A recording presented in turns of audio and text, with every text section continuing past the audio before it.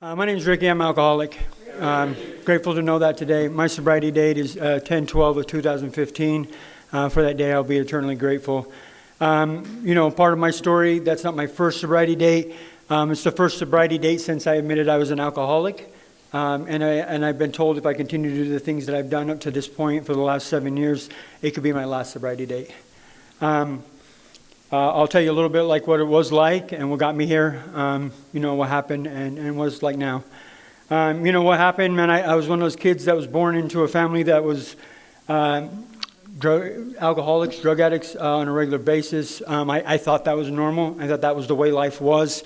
And I saw the effects of alcohol from a young age, and people do one or two things, in my experience is they either gravitate towards it or gravitate away from it, and I was definitely one of those kids that thought, wow, these guys are having a lot of fun with this, and there was big parties at my house. Everybody was drinking, and I wanted to fit in. And I remember as a little kid, the first time alcohol really worked for me, and I felt part of the room. I was carrying a beer around. My uncles were big drinkers. We were out in the middle of nowhere, camping, and I had this beer, man. And let me just tell you, like I was this kid. Yeah, this tastes like crap, and I'd pour some out and be like, "Oh, look, my beer," and like act like I was drunk. But I remember in that moment, like feeling like, man, I'm part of the crew, part of the crowd, part of the people, and I just didn't understand it because the thing with me is from a young age, man, I felt like I was in the room, but I was outside the crowd. I always felt different. I had that thing that always told me I was never good enough and I couldn't amount to stuff. I was willing to do whatever it took for you to like me because I figured if people liked me enough that I would learn to like myself. Now, that doesn't make me an alcoholic, but that led me down the path that turned me into an alcoholic. From a young age, we moved a bunch. I was part of a family that decided, that taught me from a young age when things got bad here, we moved to there. And I could become a new person when I moved there, because the first day of school, people were like, oh, hey, what was your old school like? What are you like? And I wanted to be cool. I wanted to fit in. I wanted people to like me. And let me just tell you, from a kid that doesn't know what that looks like, the stories I would make up weren't all that cool. I thought they were cool, and I thought they would impress people, and they didn't. And by the time my story fell through, and I was found out to not be that person, we were moving away. And I carried that into my adulthood, from high school, and I remember the first time alcohol really worked for me. Like the first time the effects of alcohol did what I had seen it do for everybody else. And I understood why people drank and life burned to the ground and they would continue to drink. I was like 14 years old, 13 years old. My stepdad had gone to the liquor store on a regular basis, and I was like, bring back something for both of us. Let me just tell you, like every time I drank before this, which was very frequent, like I am not a good alcoholic. Like I hate the taste of alcohol, but I wanted the effects. I wanted to feel like they did. I couldn't understand how my uncles and the people in my life could drink and get into a fight and like wreck the whole house. Cops get shown up, and the next day they were willing to start again. Like I was like, there has got to be something magical in that, and I want it because I don't, I want to feel that way. I want to feel free. I want to feel, like top of the world. My stepdad shows up and he brings back a fifth, a big bottle of wild turkey and a 12-pack of Mountain Dew, which is a horrible combination. Let me just assure you guys of that. But once again, I was willing to do whatever it took to fit in and be cool. I was going to show this old man that I was I was tough and I was a man and I was, and we went shot for shot with this bottle. And I remember there was 2 shots left and I drank them both. And I remember standing up and for the first time in my life, like I did not care what you thought of me. Like I didn't care what I thought of me. Like I felt free of all that inner turmoil that I dealt with my whole life. For the first time in my life, I felt like 10 foot tall and bulletproof. I understood what that meant. Like I was like, yes. And it wasn't very long before the room disappeared and I woke up on the toilet. Like, that's the alcoholic I was. And you know what? Like, I remember it was like 3 o'clock the next day before I could get up from puking. And I went to my friends that night and I thought, man, I remember telling them, man, I got so drunk last night. And I threw up. So I got to figure out how to not throw up.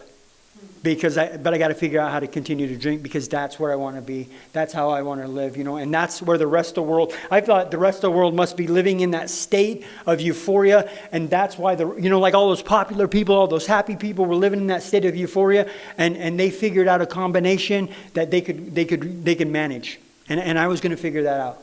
And through my high school years, man, I tried to play sports, and I tried to do this, but the whole time, alcohol was a key part of drinking, And from a young age, like looking on the outside, looking in, like in high school, I was someone you would consider an alcoholic. Like I would go to, I'd go to school, I'd go to practice, I would go to drink. You know what I mean? We would get money. There was never really a hard time having someone buy us some beer. And we would kill a 30-pack, me and one of my friends, almost every night. And here's the thing is like I said, I am not the best alcoholic because I do not know when to stop, because I think if 12's great, 24 is going to be better. And that point where most people go, wow, that's where I need to slow down. I'm like, let's get there faster. And if this is great, over here is going to be better. And most nights I stumbled down mountains. I threw up on myself. I, ran from the cops. I did all those things. And you know what? Every one of those nights was worth that one night where everything was perfect. That one night where I didn't go too far, where, the cute girl was flirting with me and I was able to flirt back, where I felt okay in my own skin, where all the things in my life, all the stars lined up and I was perfect. The fire was just hot enough, and everything was great. Every one of those other nights where things didn't work out and shit got really messy was worth that one night where I was okay in my own skin, and I was willing to do it over and over and over again, and I did not care about the consequences because I just wanted to feel okay. It wasn't very long before I found some things that I could, like I said, I would drink and I would throw up, and I found some things along the way. My parents were into some things that would allow me not to throw up and let the party continue for a longer time.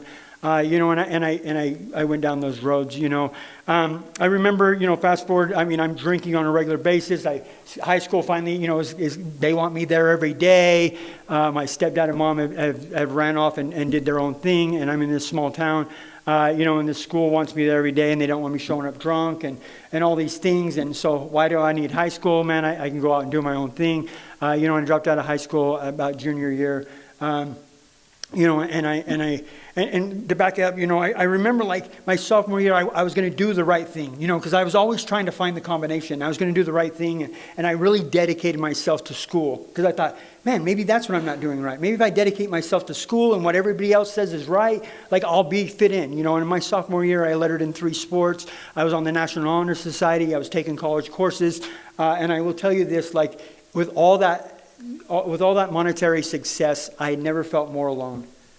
Because I was not drinking and I was dying inside because I was stuck with myself, and I was looking around and no one understood me. I didn't fit in with the people around me, and it didn't take very long before I started drinking again. And I found my peace. Fast forward, my mom gets extradited back here to Utah because that's kind of how my mom and stepdad and my dad lived. They were running from the law most of my life. They get extradited back here. I come back here just to see how my mom was going to fare, and see what they were going to give her. But I got plans, I come out here, and once again, I get to move to a new place.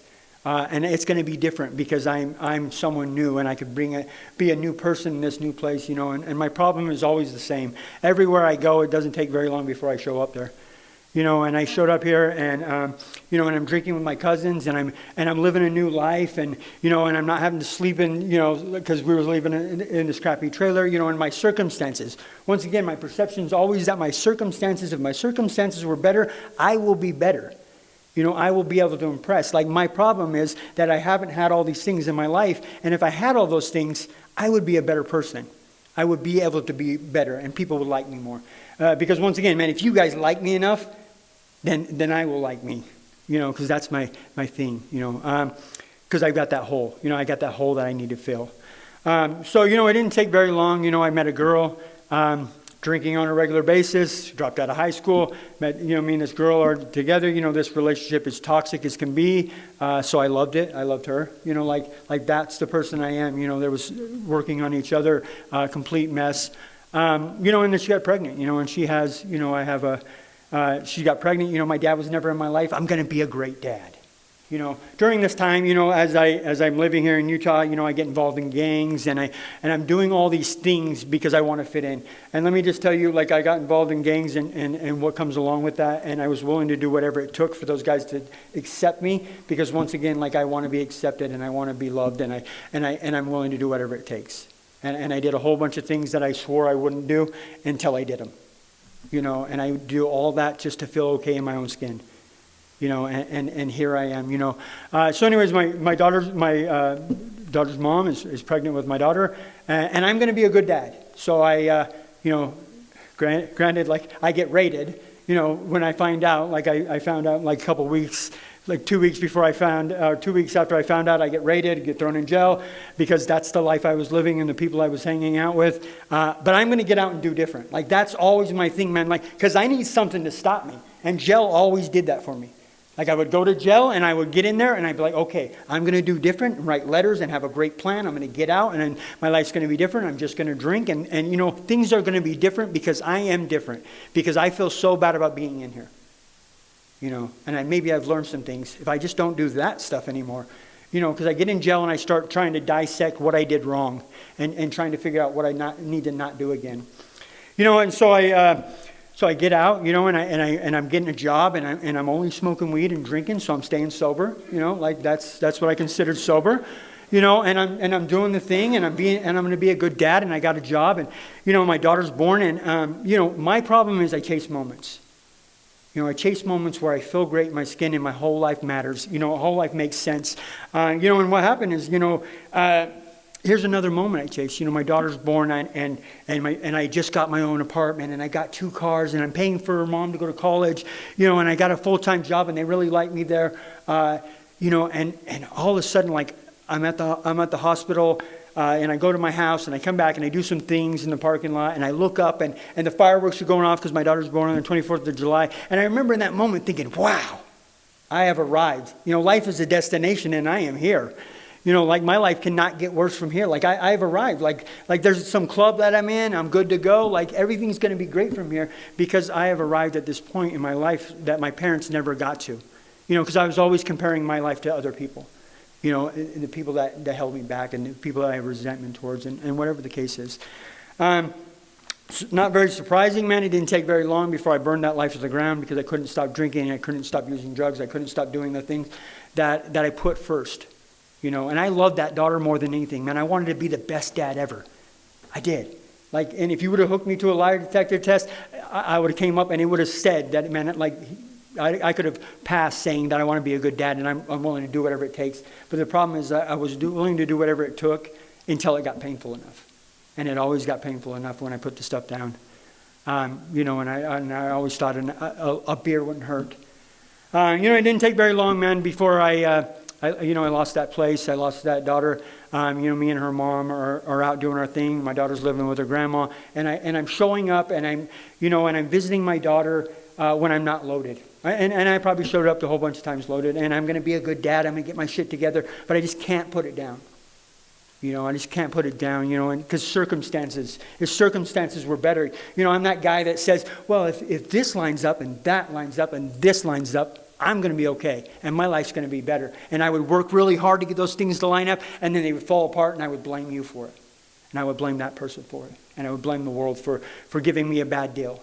If only I would be better if my circumstances were better.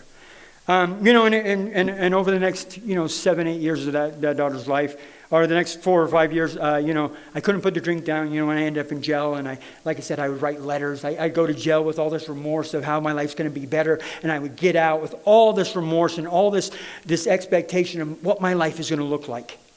And I would get out and I would con someone in, I like to say con, and that's what it was. I would con someone into letting me live with them because they saw the good in me and they would see that, oh, he's going to get out and do good. And I get out and I get a good job because I'm a hard worker and I got a good work ethic. And I get out and I do really good and I get a couple paychecks under my belt, start saving up some money, and I'm seeing my daughter on the weekends, and I'm drinking, because that first beer won't hurt, and what it does is it gives me relief. And I'm drinking at home on the weekends, and then there's a weekend where I don't have my kid, and what sounds good, I'm kind of bored and I'm kind of lonely. Maybe if I just go to the bar tonight, I'll just go to the bar tonight and just have a couple of drinks and make it back. And what happens, same thing that will always happen. I go to the bar and I run into some old friends, because up to this point, here's how my life is manageable. If I hide from everybody I know and I just drink at home, my life is manageable. As long as I don't come out of my little bubble, I can manage, is what I believe. And I believe that. Because when it starts, man, I'm able to just drink on the weekends for the first week or two. And then why not on Wednesday? You know what I mean? Like, you've been working pretty hard. You know, and next thing I know, I'm having a beer every night after work because, gosh, I worked hard today. You know, and then I'm going to the bar and I'm running into those old friends, and next thing you know, I'm drunk on Sunday night and I got to get up for work in the morning. The only right thing to do is call those other friends and get that other stuff. You know, because that's the right thing to do, because I got to be responsible and make it to work, right? I'm always that guy that could justify where I'm heading because I can never remember what it was like. Time and time again, like this is my pattern, like I go to jail because something got to stop me. Because once I start going, once I have that first beer, like all bets are off. I've never been able to, I cannot remember a time in my life until 7 years ago when I got sober that I could stop myself in the midst of drinking. Like something had to happen to stop me. And I'm talking car wreck crashes, I'm talking mental hospitals, I'm talking jails, and all these things have to stop me because I'm unable to do it myself. And I will burn my life to the very, very lowest as I can get it because I just don't know how to stop. And I don't know how to get out of that, you know. And I will put myself in a place to get arrested just so I could stop, just so I could reset my life. Like I did it time and time again, looking back, like I would do those things. You know, and sooner or later, you know, my daughter's mom got sick of it. You know, she's got a new life. You know, she's going to marry a new guy. You know, if you can't be a full-time dad, if you can't show up and be here on a regular basis, then don't show up at all. You know, and what I heard her say is, you need to stop drinking and using, or don't come around. You know, that's what she was really saying to me. The only way I could be a full-time dad was to not drink and use, because I know what happens. You know, if I'm honest with myself, I know once I pick up a drink, I know what it leads to. But I'm not willing to stop because I need that relief that comes from it. You know, so I stopped coming around. You know, in the next 7 years, I spent hiding. You know, like I spent myself. I hid in every hole I could find, you know, and I was that guy that went from every point in drug use and drinking and all those things to find a spot where I could be okay. But every time I was not at oblivion, man, like I was uncomfortable in my own skin, you know, and I'm that guy that has been in those places where I, you know, had all the money and the things I needed, you know, and all these people cared about me, at least I believed at the time. You know, I've been in those spots, and I've also been in spots where here in Provo, I slept in some bushes because, well, I just didn't have anywhere to go that night, and no one gave a damn. You know, and those are the places I put myself. You know, I've been in all those positions, and I could never find peace. You know, and along the way, you know, we do what we do, you know, and I collected quite a few charges from Utah County to Davis County, and one day they caught me in a hotel room, you know, and I knew I was in trouble when the cops, you know, my name came back and the cops started high-fiving, and we got him, and we're excited, you know, and they take me to jail, and, you know, and I'm facing multiple felonies and dozens of misdemeanors, you know, and here's where my life was. I remember going to jail, and once again, you know, because here's what I do is I get in there and I call my mom collect, because her life's changed, you know, and I call her and I say, Mom, you know, I think I'm going to have them send me to prison. You know, and you know your life's kind of turmoil, you know, spun a little out of control. And my mom's response was, that's a great idea. It's going to be a good place for you. Like that was my mom's response. And genuinely, she believed that prison was going to be better than the life that I was living on the streets. You know, and so did I. You know, I was like, this is going to be a great out. I'll go up there, I'll do some time, I'll get it taken care of, and, you know, and friends are already up there, no big deal, I'm already living that life, I'm already in a prison, I'm just doing it on the streets. You know, and life, and here's what happens, you know, God stepped in at this point in my life. You know, all of a sudden, you know, I'm going to court, and in Salt Lake they have this thing where you public defender, like the one you get when you have your first case, stays with you. You know, and I got the public defender that was a drug court public defender, and I'm facing charges that aren't even, they weren't drug related if you're looking on paper, but they were definitely drug related if you're looking on what I did. You know, and she looked at me and she said, "Man, I know they're drug related. I've been defending you long enough with enough charges, and I can get you in drug court." And I thought, oh. Okay. You know, because once again, my manipulative brain goes into this. Man, if I get in drug court, they're going to take care of these felonies. You know what I mean? Because I mean, I'm all right going to prison, but I don't want to be locked up. Because I believe I can fix my life. You know, once I'm in jail long enough, man, I start having ideas. I can probably fix it this time. I don't know what I did wrong. I kind of messed up there and tweak it a little there and do something different here. You know, when I spent a bunch of time in Salt Lake County, as we're going through the court process, and I remember sitting in this cell, there's a bunch of guys in there and in drug court cell, and you're sitting in there, and these guys are in and out, and they're telling me, man, don't do it. Don't get into drug court. You'll spend more time in jail than you will out if you can't stay sober. And in that moment, I'm like, man, I can't stay sober the whole time. Like I got to go take UAs. Like I got to pay for this. I got to do this thing. And the reality of it hit me, man. Like I've never been able to stay sober for more than 90 days, let alone 30 days, let alone a year to 2 years to 3 years. Like, how am I going to do this? And in that moment, I remember the guy came back and he goes, yeah, Ricky, we got you a bed at the road home. We'll have you out on Wednesday. And I remember for the first time in my life, like I did something for me. And I told him, I said, man, you put me in a bed at the road home on Wednesday, you'll be looking for me by Friday. Because here's the deal, is the reality of it is you put me in a homeless shelter downtown and tell me that in less than a week I got to start paying for UAs and I got to stay clean, then I only know one way to do that. And I'm going to go out and do what I do. And I can lie to myself and say, oh, I'm going to go get a job and I'm going to do these things, but I'm not. Like I never have. And I thought to myself, man, maybe if I said, you guys need to put me in an inpatient treatment center, or you guys are going to be chasing me. Or I'm going to spend most of the time in here. And I just was honest with them. And through some things that happened, God stepped in my life. They were telling me you're going to spend 7 months before you get in this inpatient treatment center. And I'm like, that's okay. At that point, I was willing to do that because I knew that I'm either going to prison or I'm going to spend the rest of the next 3 years in Salt Lake County Jail. Because that's my reality. I'm a guy that has been to Utah County Jail, I would bet 40 times. I'm the guy that has been arrested on Monday or released on Monday and arrested again on Wednesday. Multiple times. Released on Monday and warrants pop up and I'm arrested again on Wednesday. That's the person I am. I don't know how to take care of this stuff because once again, I always start drinking to quiet that voice inside me that tells me that I'm no good. To just give me a little peace. And I don't know how to get out of that.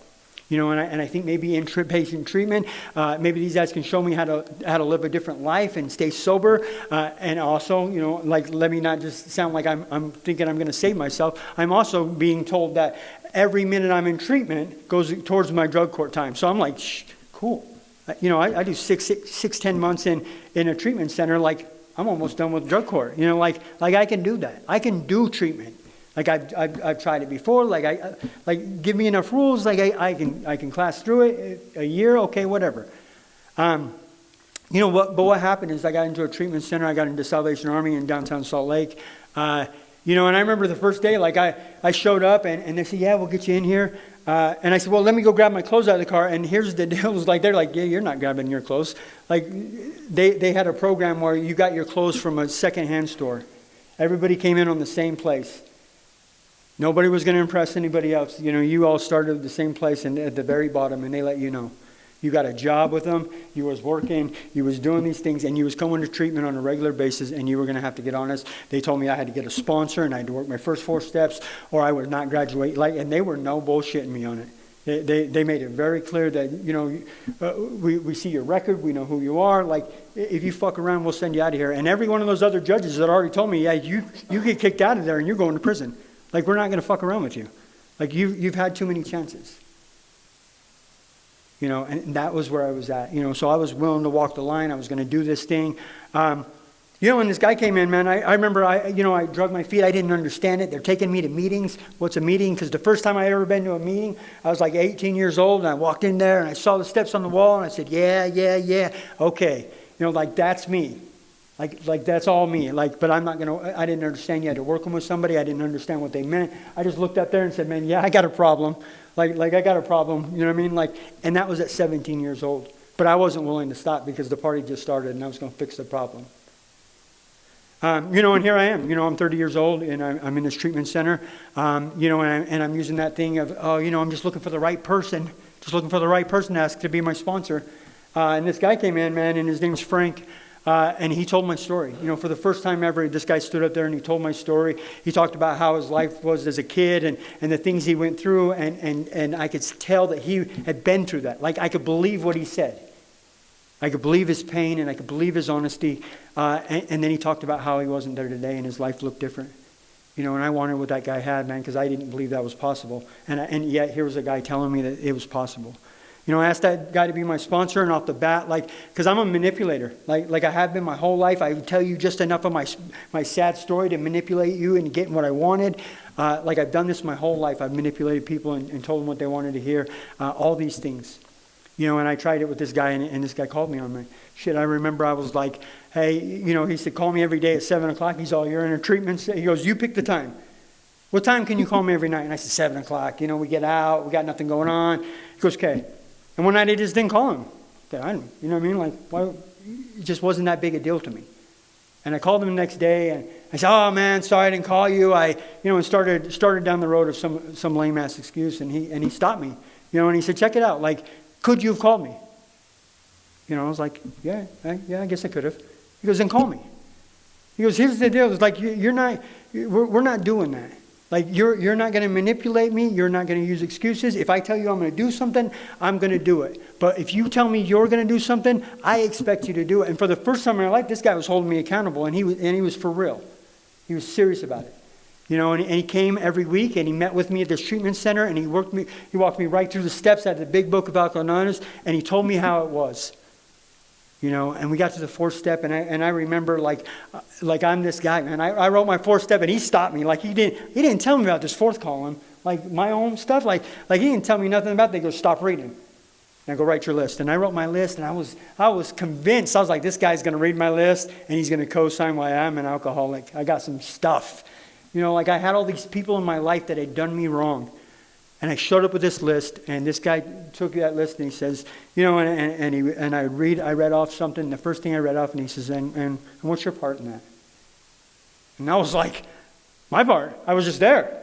They did me wrong. And then he said, or you can look at, and he was just this genuine guy, and he said, or you can look at it like this. And I go, oh, okay, I got one. And I went to child abuse. My dad used to beat me and this and that. And he goes, all right, you didn't have a part in it when it happened, but is that dude beating your ass today? And I said, no. He goes, but you're carrying it around and using it like he is.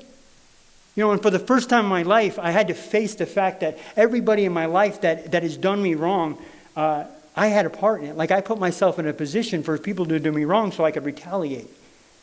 So I can continue down my road. Thank God these things happened to me so I can continue to use. Or thank God my mom, my daughter's mom had these boundaries so I couldn't see my kids so I can have this excuse to use. That's where I was at, and I was forced to face the truth that I am responsible for my life, and I am responsible for my problems. And that's tough. That's tough, especially when I went in there with this intent of him co-signing and telling me, yeah, gosh, poor alcoholic. And that was not the case. I walked out of there and my life had changed. Because here's the thing is, I'm an alcoholic of perception. And I could perceive things a certain way. I'm a victim. And as long as I perceive my life to be a victim, then it's your fault, not mine, and I don't have to do anything to change it. If you would just stop doing these things to me, I would be better. I was a victim of my parents and the situations I was in as a kid. And I could go down a list of things, exes and people in my life. As long as it's your problem, you've got to fix it and not me, right? And this guy told me that, no, my problem is me. And I am the problem, and therefore I have to fix it. And then he outlined how to do that. He got me connected to a higher power, We worked through step 5, and I told this guy something that had defined me. That deep, dark stuff that I swore I was never going to tell anybody, because here's the deal, is when I was alone with myself, that's the thing that told me I was no good. That was the thing that defined who I was. These secrets that we keep on ourselves because we beat ourselves with them on a regular basis. I had some of those. I had a whole bunch of those, and I beat myself senseless with them. And then I said them out loud to this guy, and I expected this guy to go, oh my gosh, you're horrible, and beat me down with it. And he just, and that wasn't the case, man. He took that stuff, and I believe today like he's never told anybody, and I believe that because of this guy's genuine, and that's how this program's worked. In that moment, I realized the power of this program, and I still look back to it today, and I know the power of this program is one alcoholic talking to another about the deep, dark secrets and the things that we don't want to put light on, and once we put light on them, they lose their power. And it's a beautiful deal, man. And I finished my steps, and I'm in this treatment center. I'm on cloud 9 somewhere along the way. My counselor decided to tell me, maybe you should write that daughter. Maybe you write that daughter. Maybe she'll see what you're doing. And I wrote a genuine letter. I actually wrote a letter to her mom. I did something different. I wrote a letter to her mom and said, hey, can I write my daughter? Can I write her? Because I felt like I needed to show her mom enough respect, which was different. Because in the past, I just write my daughter, like she's my kid, right? I started doing things differently, and I was able to write that daughter, and all of a sudden, here's my thing, all of a sudden I had achieved everything I wanted out of sobriety. Because when I got there, I had my list. Okay, I want my daughter back in my life. I mean, that was a long shot. That was a long shot. But if I got a job, if for about 24 hours I didn't hate myself, and I'd worked some steps, and all of a sudden I, had that spiritual awakening, and all, I'm not going to bed at night and hating the person I am. Like I'm feeling a little free, and my life's feeling good, and things around me are better. And I got a job, because I graduated that treatment center and went right into transition housing. I got a job, and I got some money, and I got a car. I got some relief. And to top it off, that daughter's getting back in my life. I had achieved all that stuff. And the truth was, man, that was enough for me. You guys told me you got to continue with this program. You got to continue to spread the message. And I go to meetings, and I look for girls, and I go to meetings, and I'd have the wrong intention. But I'd share every now and then and think, oh, God, I just shared. People should come up to me and ask me to sponsor them because of my genuine shit. That's what I believe. Oh, nobody wants to ask me? Okay. I did that.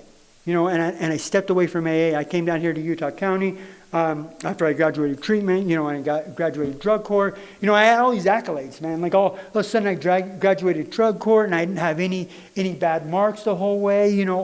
I came down to Utah County, and I should have known something. My grandma was like, "Don't move down here." My whole family's down here. My grandma's like, "Don't do it. You're going to move down here. You're going to hang out with," my grandma called it. She goes, "You're going to move down here. You're going to hang out with your old friends. You're going to be back to use." And I'm like, "Grandma, I'm healed. I'm fixed. I'm better."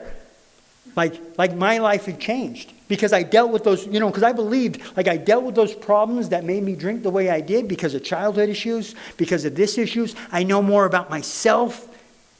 I can fix the problem because I believe that. If I know enough, I can fix it. For 30 years, I guess I just didn't know enough, or I had to fix the problem.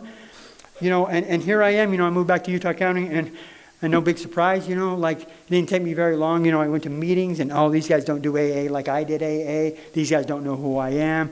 I don't really need them anymore. My life's good already. My life's good today. I got my kid back in my life. I got a good job. Things rolling for me. I'm probably fixed. I'm good. And I called up some old friends, and they were just drinking, and you know what? I could designate drive these guys to the bar, because I was going to prove to myself I wasn't an alcoholic. Because I was a drug addict. As long as I didn't do drugs, I was good, man. But I'm not an alcoholic. If I could drive my friends to the bar and sit at the bar with them while they drank and not drink, man, I'm not an alcoholic. Alcoholics can't do that. And I believe that. That's what I believe defined me as an alcoholic. And I would go to the bar and I would fake it like I was having a good time. I'm having fun. And the truth was that I was just waiting. If I'm being honest with myself, I'm just waiting for my opportunity till I convince myself. And I've separated myself with enough people that I've convinced myself that it's time to drink. And what happened is I'm driving home from the bar, and I get pulled over, and the cop calls me by my name because this is the kind of life that I've lived. And he goes, "Ricky, why are you doing drinking?" And I was like, "I am sober, man. I got this." And he pulls me out of the car, and he takes me back to the car. And at this time, let me just tell you, I've gained probably 60, 70 pounds since the last time this cop seen me. And he pulls me back there, and he goes, "Man, you are sober, aren't you?" And I said, yeah. I haven't drank. I got almost 18 months. And he goes, "Man, you've got this. You figured this out. Good job." And that's all I needed. Someone with authority just co-signed that I've got it figured out. I'm fixed. And the next time I designated drive my friends to the bar, I made that conscious effort, and I said, "Man, I'm going to have a drink." And every one of my friends, they already knew. They already knew the person I was. I'm going to have one drink, I tell them. One drink. And they're like, "Remember, you're driving us." Like remember you're driving us. I'm like, one drink. Like, I got this. Like, one drink. And I'm just not going to use drugs. As long as I don't do that, I'm good. Until my buddy, was there and had some things. But those weren't the things I wasn't going to do. And after a drink, like, I can convince myself that I was okay to do it. And that's it. Like, that's me. Like, the moment I decide I'm going to have a drink, like, what happens next is a crapshoot. Like, everything I say that I'm not going to do before I have that first drink is all bets off as soon as I put that alcohol in my system.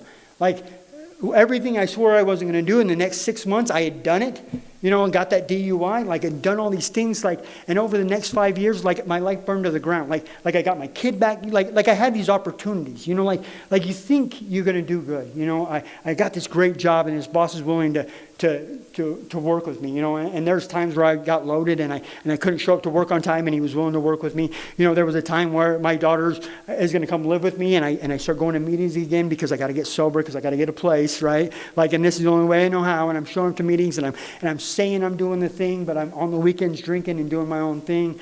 And I'm lying to you guys because I'm not willing to do the work, because I know what it entails. Pride and ego tells me that I don't want to make amends, and I don't want to do these things. And I don't want to admit I'm wrong. I don't want to admit that I made a mistake, because I'm still going to figure this thing out. I just need to figure out how to get back to where I was in treatment. Like, I just need to figure out how to reset. Like, there's got to be some way to reset, right? And over the next, like I said, 5 years, man, daughter lived with me, didn't live with me, lived with me, didn't live with me, and I drank and I used and I had all these moments. Life burned to the ground a couple of times, I couldn't hold it together, and I tried. I know some things, I know some things about my drinking. Why can't I hold this together? And I would go stints, and I would do good, and I would get my job back, and then this job got in the way of drinking, like old patterns just came back, but it was more furious, and it was more fast, and it was more painful. And because here's the deal, I'll tell you guys, like, getting in recovery and going through AA, it will mess you up when you get out there. Because all of a sudden, I should be better. And I remember this person telling me, man, why are you so angry? Like, you're angry all the time. I'm all, because I'm better. Like, I know there's a solution. I know there's a way out. Like, and if I could just get back to it, like, my life would be good again. And they're like, we've never met you like that. Like, we don't know anything about that. We don't know what you're talking about. As long as we've known you, you've been loaded. And what happened, I once again, I have a great idea. If I can get the drugs and alcohol out of my system, I'm going to be good, because they're the problem. And I'm running from the law, and I go turn myself in, and I do some time in jail, and I'm in there the whole time saying, man, when I get out, I'm going to walk into the light, my life's going to be great, I'm not going to fade into darkness, and I'm believing once again, I'm going to get out, and I'm going to be able to manage my life. Because the drugs and alcohol are the problem, and I'm okay as long as they're not in my system, right? And I got out, and here's the thing is, I got out on a Sunday, and before I got out, man, I was on top of the world. Like, once again, back to that lie detector test, you could have hooked it to me, and I was convinced I'm going to get out, get my shit together, and I'm going to do great. And I can do that. Like, I got the skills, and I got the knowledge, and all these things that I'm going to do it. I got out of jail, and 3 hours later, I am absolutely crawling out of my skin.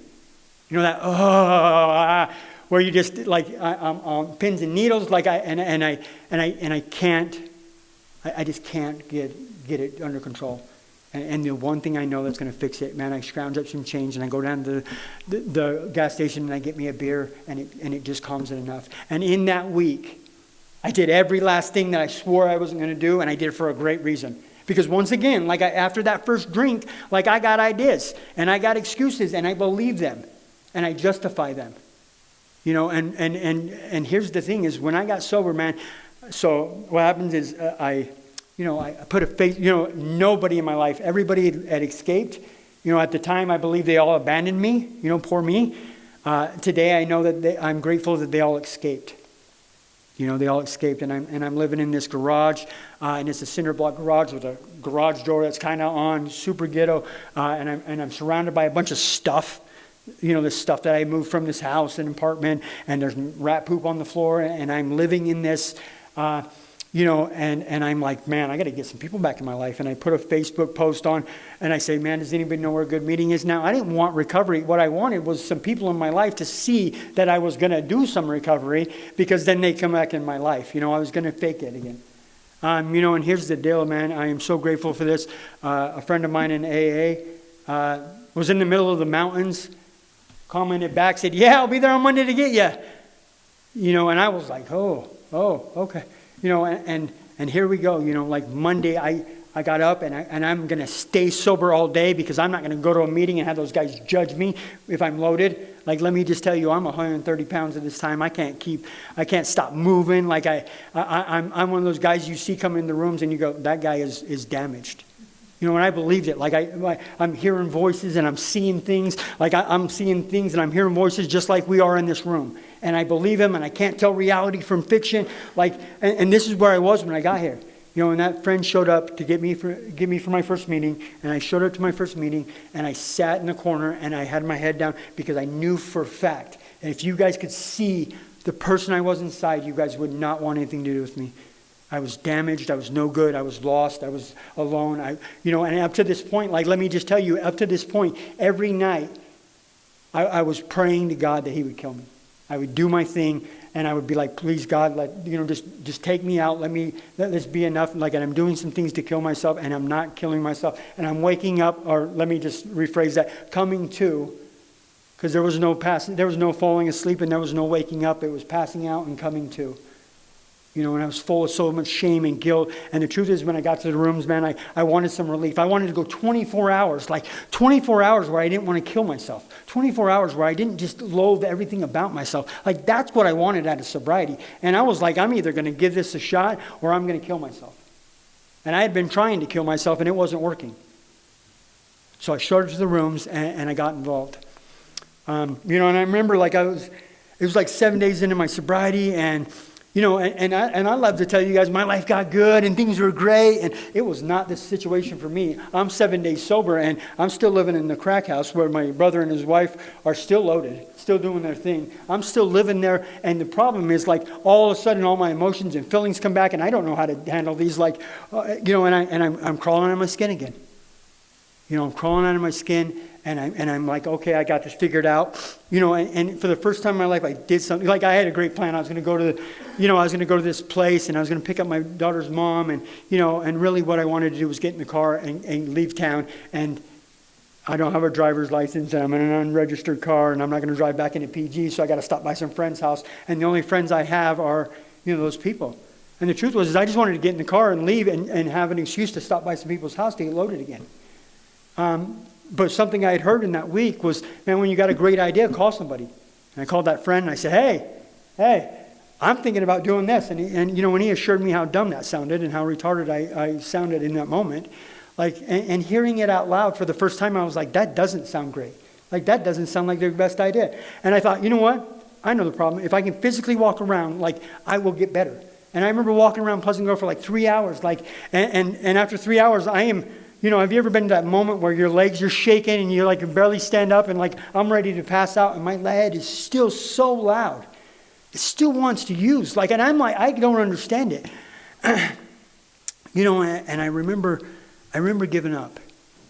And what I mean by that, man, like, I gave up trying to control sobriety. I gave up trying to figure out what a higher power was going to do for me, what I was going to do for it, what sobriety was going to look like for me, what I was going to, because that's my thing, man. Like, I get sober, I already know what I want out of sobriety. I know what God's going to do for me. I know what I need to give Him. Like, all these things, and here's the thing, man. In that moment, like, I gave up on all that. And I hit my knees on a back road crying like a baby in a rainstorm in Pleasant Grove, and I looked up and I said, God, please just help me be a better man. That was the prayer. That was it. And I got up and I went home and I went to sleep. And here's the thing is, like, I didn't realize the magnitude of the fact that I was able to go home and go to sleep without thinking about drugs and alcohol. And for the next 90 days, man, like, I lived in that house where my brother and his wife were still using. But here's the thing is, I was willing to do what it took, what God put in front of me.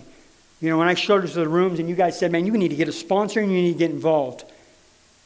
And at 10 days sober, I raised my hand and I for a service position, as a co-chair, and I was unaware of what that really entailed.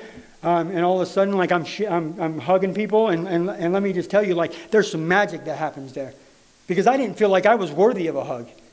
And I'm giving these people hugs and celebrating their time. And, when I'm 10, 11 days sober, and like something magical started to happen. And I'm showing up at meetings. I'm going to every meeting all the time. And I'm going to dinners. And let me just tell you the coolest thing that happened. We had a meeting, and old-timers, some old-timers that just told you how it was. Like, they're, shut up and listen. Like, you don't know anything.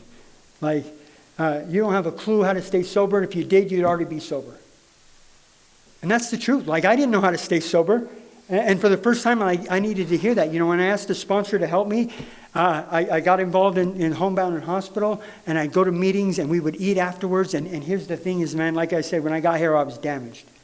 I believed that I would never be better. When I got here, I was a mess. I was, like my volume was all over the place. I couldn't put full sentences together. I don't even believe I was speaking English. But it sounded real to me. And I believed that. I was willing to accept the fact that I'm damaged and I'm never going to get better, because I started feeling some relief. My life started looking a little different. All of a sudden, man, I was employable again. And here's the deal is I'm showing up. And that's what I had to do, man. I had to show up even when I didn't want to. When I had to stick out my hand and I had to introduce myself to people. And I remember uncomfortable, one of the most uncomfortable things, man. I'm doing this and I'm telling a guy how I feel when I don't feel good, when I'm still feeling squirrely in my skin. And I'm like, I don't know how this thing's figured out. And like, I'm not a good dad. And I'm trying to be, all these things in my life. And I'm being honest, and I'm being, let me just tell you, I'm being as honest as I can be. Because when I got here, man, I was a liar, cheating, a thief. And literally the very first thing that someone asked me is when your sobriety date was, and I gave them the wrong date. My very first thing I ever said in Alcoholics Anonymous was a lie, and I stuck with it. I stuck with that wrong, because my pride and ego told me, man, like, you can't show up and tell them you just been sober today. Can you imagine what they think? They think I'm a drug addict and alcoholic, and I need this program more than I think I did. And it wasn't until I had some honesty and I learned what that meant. That honesty is not only what I say, but what I do. And it goes deeper than just my words, when I got honest about my sobriety day. When I got involved in this program, and my life has changed. Like, it's so changed. Like, and I remember at like 9 months sober, man, I thought here's the thing is, man, I was holding on to some old relationship that I wanted so bad. And my life looks good. So I moved out of this crack house, and I got another place, and I'm helping this other guy get sober, and he's getting sober, and I'm involved in stuff, and I'm going to meetings, and I'm sharing good, and my life looks good. I got a car, and I got a job, and I got my daughter's coming back around. People are starting to think that I'm doing good. Like, I'm running, I'm doing these things, and yet I'm feeling fatigued, and I'm feeling like like that spiritual malady that they talk about. And I'm doing those things that I did when I got sober, because here's the thing. Sometimes sobriety and early sobriety is enough. Showing up to meetings, going, having a service position, being sober was enough in early sobriety. When I had hit this point, well, the truth was it wasn't enough, man. And I didn't know it. And here I am, I'm having, and I'm running and I'm working out and I'm doing all these things, but I'm still feeling fatigued and tired, and I'm sleeping on my bed wrong, and I woke up one night and my arm's numb. I am an alcoholic, and I take things to the extreme. I woke up one night, my arm was numb, and I was like, I have had a heart attack. Because here's the thing is, I'm looking for another reason. My problem is always this, man. I'm looking for an outside reason why I feel this way inside, right? And if I've had a heart attack, then that's the problem. That's why I feel this way. If I have a heart problem, and I call my buddy and I tell him about it, and I probably spiced it up a little bit, and he goes, yeah, you probably need to go get that checked. And we show up at the emergency room, and they run every test they can, and let me assure you, I got the bill to prove it. They have some tests. And that was the most expensive lesson I ever learned, man. And they ran all these tests. And I remember I'm sitting there, and the doctor's in there, and he goes, man, we can't find anything. I'm like, well, I used to have a heart murmur. And he goes, all right. He goes, do you smoke? And I'm like, no. He goes, you look like you're lean. And I'm telling him about how I just ran this 10K in 55 minutes. And I mean, he's looking confused. Like, why do you think you had a heart attack? And the only thing I had was I did a lot of drugs. Like I've done some damage to my body. And he goes, well, I don't see anything. We'll run another test. And he ran the test, and he didn't even feel like he needed to come tell me. He sent the nurse in. And I went home that night, and I tell you that story because of this. When I went home that night, I knew it wasn't anything physical. I knew my problem was a spiritual malady, and I knew it was some inner stuff. And I knew I needed to fix that. and I needed to get connected. And I started listening, I started asking questions, and someone said, man, what are you doing in the morning? And I said, I'm getting up and hauling ass to work. And they said, man, here's just an idea. Try something simple, and how about you get up at about 15 minutes early and get connected? Find some time to get peaceful. And he goes, and if nothing else, my sponsors tell me, if nothing else, if you run out in the world, like if you spend 15 minutes in the morning getting connected to yourself and you don't run out in the world and run into God's kids, like you're already a step ahead of where you were. And I started there, man, and my life started to change. And over the last 7 years, man, like my life has been this dream. And I mean that. Like I've been able to go through things. Like I never went on vacations, never did any of that stuff. And I've been able to do that stuff. I've been able to live a life. And today I live free. And when I say that, here's what that means. I have a free life today, and I have the freedom to go wherever I want. Like right now, I can get in my car and I can drive wherever I want. And there's consequences that will come with that, but I'm free to do that. And I'm free to run into anybody in my life. I don't hide from people. I don't hide from people in my past. I don't hide from this person. I don't hide from that person. And here's the deal, is along the way, I've ran into people that I've owed amends to, and I made those amends, and some of those people have accepted them, and some people haven't. Some of those people have accepted amends, and somewhere along the road, somewhere down the road, here's the coolest thing that happens. I made an amends with a guy, and a couple years later, I got to do a 12-step on that guy, and he's sober today. The power of this program is astronomical. God will put in your life things that you don't think you can overcome and don't think that you can do. Along the way, man, my daughter's mom's died of cancer, and I got to be there. I got to be sober, and I got to be present, and I got to make an amends with her, and before she died, we were good. And I got to be there for my daughter. This last year, my daughter and her boyfriend, here's this crazy thing. You go through sobriety long enough, you get in some situations, and along the way, my daughter ends up, surprisingly enough, with an alcoholic, and I have to watch this. Because once again, my daughter's life is none of my business. And what I mean by that, I can't tell my daughter how to live her life, and I can't force her to make decisions.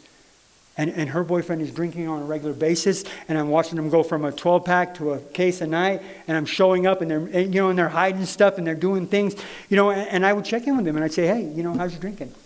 Oh, it's good. We're going good. And my daughter would be like, what are we going to do about his drinking? I'm like, he doesn't have a problem.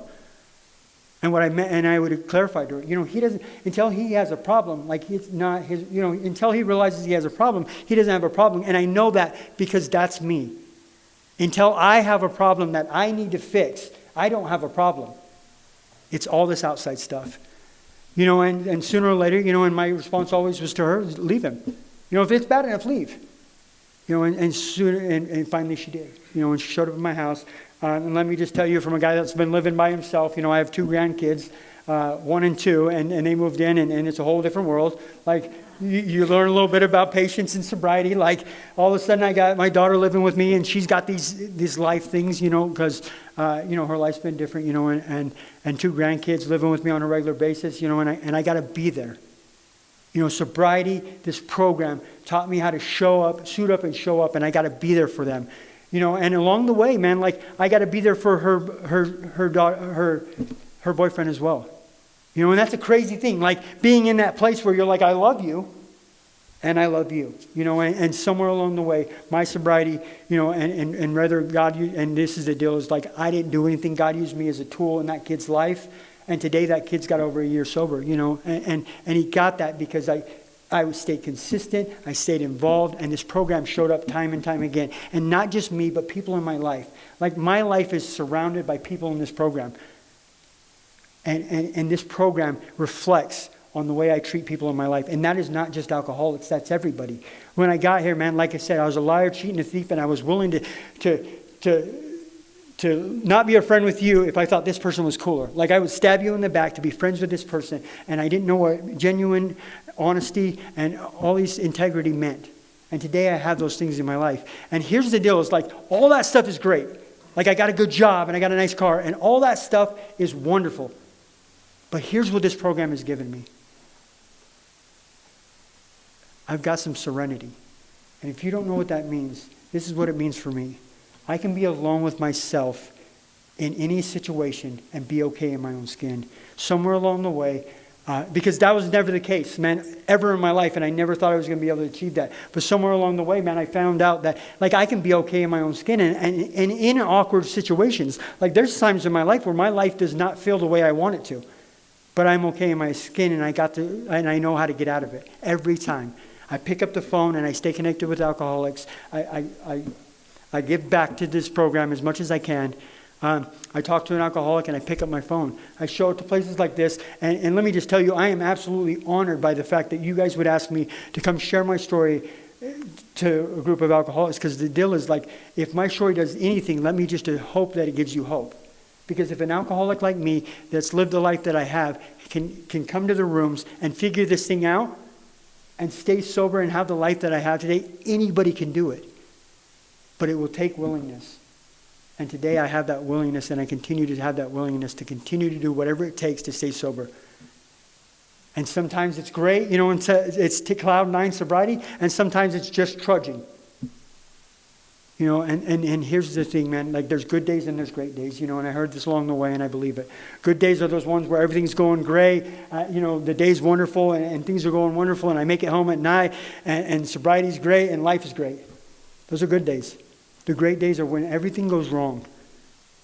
When my ass is falling off and I've had to use the phone a couple of times and I've had to call a couple of alcoholics and I'm just kind of losing my shit, and things aren't going good, and God, that guy just cut me off on the freeway, my shoelaces just broke, like all this stuff's going wrong, and I make it home and I stay sober all night. Those are the great days. And those are the great days, when I get to wake up in the morning and my life is different the next day. I don't have to ruin my life over the way I feel right now. And this program taught me to do that. I'm grateful for this program. I'm grateful for all you guys, and that's all I got.